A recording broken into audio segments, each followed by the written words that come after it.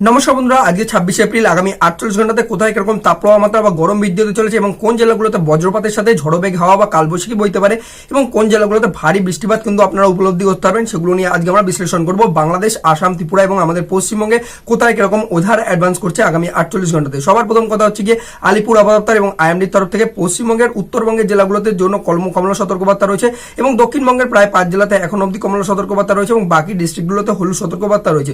উত্তরের জেলাগুলোতে বাংলাদেশ, আসাম, ত্রিপুরা এবং আমাদের পশ্চিমবঙ্গের জেলাগুলোতে ভারী বৃষ্টিপাতের সম্ভাবনা রয়েছে, সাথে বজ্রপাতের সাথে ঝড়ো বেগে হাওয়াও বইবে। অন্যদিকে দক্ষিণবঙ্গের জেলাগুলোতে আপনারা আকাশে মেঘ দেখতে পারবেন এবং বেশ কিছু গরম কিন্তু দিনের বেলায় উপলব্ধি করতে পারবেন এবং রাতের দিকে আপনারা স্বস্তি মিলবে। এবং দেখতে পাওয়া যাচ্ছে যে দক্ষিণবঙ্গের প্রায় 5 জেলাতে এখন অব্দি কমলা সতর্কবার্তা রয়েছে। আগামী 48 ঘন্টাতে বেশ কিছু জায়গাতে শিলাবৃষ্টি আপনারা উপলব্ধি করতে পারবেন। বাংলাদেশের যে এরিয়া রয়েছে সেখানেও আপনারা কিন্তু গরম দিনের বেলায় থাকবে, রাতের বেলায় কিন্তু ঠান্ডা হবে। অন্যদিকে বাংলাদেশের দক্ষিণভাগ এবং মধ্যভাগের কিন্তু এরিয়াতে বৃষ্টিপাত রয়েছে, সাথে সাথে কিন্তু আমাদের পুরো ত্রিপুরা জুড়েই কিন্তু দেখতে পাওয়া যাচ্ছে হলুদ সতর্কবার্তা রয়েছে এবং আমাদের আসামের বিস্তীর্ণ এরিয়া জুড়ে কিন্তু হলুদ সতর্কবার্তা রয়েছে।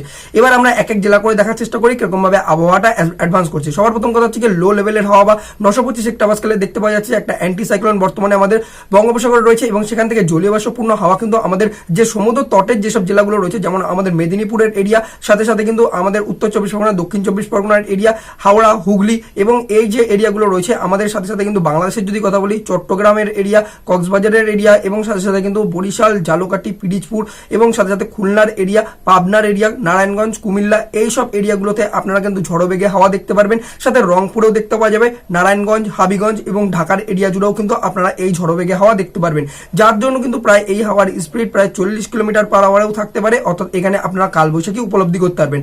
অন্যদিকে উঁচু লেভেলের হাওয়া 850 হেক্টোপাস্কেলে আপনারা কিন্তু একটা সাইক্লোনিক সার্কুলেশন বর্তমানে আমাদের উত্তরবঙ্গ বা আমাদের পশ্চিমবঙ্গের উপরে রয়েছে এবং এই সাইক্লোনিক সার্কুলেশনটা অত্যন্ত বেশি শক্তিশালী নয়। এবার অন্যদিকে কিন্তু আমাদের যে ঝাড়খণ্ডের উপর রয়েছে এই জায়গাটা থেকে আমাদের গঙ্গীয় পশ্চিমবঙ্গের এরিয়াটাতে একটা ট্রাফ রয়েছে, যার জন্য কি হচ্ছে গিয়ে দক্ষিণবঙ্গের এরিয়াটাতে আপনারা এখন দেখতে পাচ্ছেন যে একটা আকাশে মেঘ থাকবে এবং বেশ কিছু জায়গাতে শিলাবৃষ্টি হবে এবং যেই জায়গাগুলোর মধ্যে রয়েছে আমাদের পশ্চিম মেদিনীপুরের এরিয়া, তমলুকের এরিয়া বা বলা যেতে পারে যে খড়গপুরের এরিয়া, এই জায়গাগুলোতে দেখা যেতে পারে বৃষ্টিপাত এবং সাথে সাথে কিন্তু যে আমাদের বিষ্ণুপুরের এরিয়া রয়েছে এই জায়গাগুলোতে আপনারা দেখতে পারবেন মানে আর কি বৃষ্টিপাত। এছাড়াও কিন্তু বাকি যে এরিয়াগুলো রয়েছে মুর্শিদাবাদের বহরমপুর এবং সাথে সাথে যে আমাদের মালদার এরিয়া রয়েছে বলা যেতে পারে, সেইখানে কিন্তু হলুদ সতর্কবার্তা রয়েছে মোটামুটি ভাবে।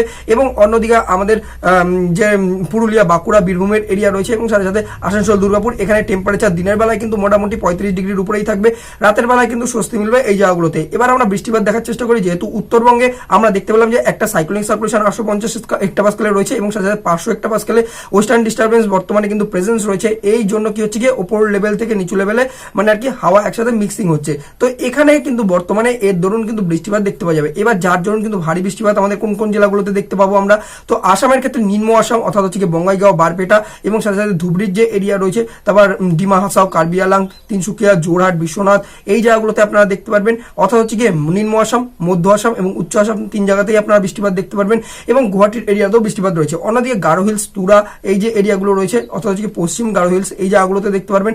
এবং বাংলাদেশের যদি কথা বলি, বাংলাদেশের ময়মনসিংহ, সিলেটের বিভাগ, এই জায়গাগুলোতে দেখতে পারবেন। হাবিগঞ্জের এরিয়া, মৌলভীবাজারের এরিয়া, এই জায়গাগুলোতে, হাইলাকান্দি, শিলচরের এরিয়া, করিমগঞ্জের এরিয়া, এই জায়গাগুলোতেও আপনারা বৃষ্টিপাত দেখতে পারবেন। অন্যদিকে আমাদের পশ্চিমবঙ্গের উত্তরবঙ্গে প্রায় 5 জেলাতে দেখতে পাচ্ছে ভারী বৃষ্টিপাত থাকবে।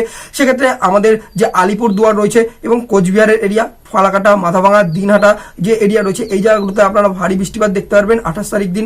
এবং সাথে সাথে আমাদের যে শিলিগুড়ি, জলপাইগুড়ির এরিয়া এবং দার্জিলিং এর এরিয়া এবং সাথে সাথে কিন্তু কালিম্পং এর এরিয়া, এখানেও আপনারা ভারী রকম বৃষ্টিপাত দেখতে পারবেন আগামী 48 ঘন্টাতে।